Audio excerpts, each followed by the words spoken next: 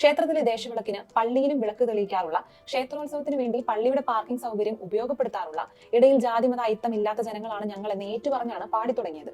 സദസ്സിൽ നിന്ന് ഉയർന്നത് നല്ല പിന്തുണയുമാണ്. പക്ഷെ വീഡിയോ സമൂഹ മാധ്യമങ്ങളിൽ പങ്കുവെക്കപ്പെട്ടതോടെ അസ്വസ്ഥരായത് മറ്റൊരു വിഭാഗമാണ്. 10,000 മണിക്കൂറുകൾ അവരെ കാത്തിരുന്നത് ഇത്തരത്തിൽ നിന്ദിക്കാനായിരുന്നോ എന്ന് തുടങ്ങി തമ്മിൽ ബന്ധമില്ലാത്ത ഉപമകൾ കൊണ്ട് ആദ്യം രംഗത്തെത്തിയത് ഹിന്ദു. അത് ശരി, മീഡിയ വൺ തന്നെ ഇത് പറയണം.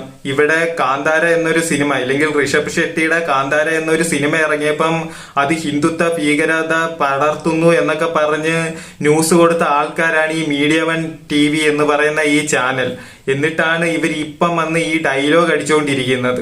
ഈ മീഡിയ വൺ TVയെ ഈ ജനങ്ങൾ തിരിച്ചറിയുന്നത് എന്തുകൊണ്ടും നല്ലതായിരിക്കും. ഇവിടെ ഡൽഹി കാർ ബ്ലാസ്റ്റുമായിട്ട് ബന്ധപ്പെട്ട് എന്തിന് തീവ്രവാദികളെ വൈറ്റ് കോളർ ടെററിസ്റ്റ് എന്ന് വിളിക്കുന്നു, എവിടുന്നാണ് ആ കോയിനേജ് വന്നത് എന്ന് ചോദിച്ച ഒരു ചാനലാണ് ഈ മീഡിയ വൺ TV എന്ന് പറയുന്ന ഈ ചാനൽ.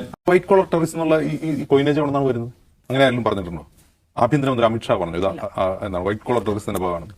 NIA ഔദ്യോഗിക സ്റ്റേറ്റ്മെന്റ് ഉണ്ട്. NIA കേസ് അന്വേഷിച്ചത്. ഡൽഹി പോലീസ് പറഞ്ഞു ഇത് വൈറ്റ് കോളർ ടെററിസ്റ്റ് ആണ്. അതുമാത്രമല്ല, ഇന്ത്യക്കെതിരെ പ്രൊട്ടസ്റ്റ് ചെയ്ത് ബംഗ്ലാദേശിൽ മരിച്ച ഒസ്മാൻ ഹാദി എന്ന പന്നിക്ക് ഇവിടെ വിട വട എന്നൊക്കെ പറഞ്ഞ് ഇവിടെ ന്യൂസ് കൊടുത്ത ആൾക്കാരാണ് ഈ മീഡിയ വൺ എന്ന് പറയുന്നത്.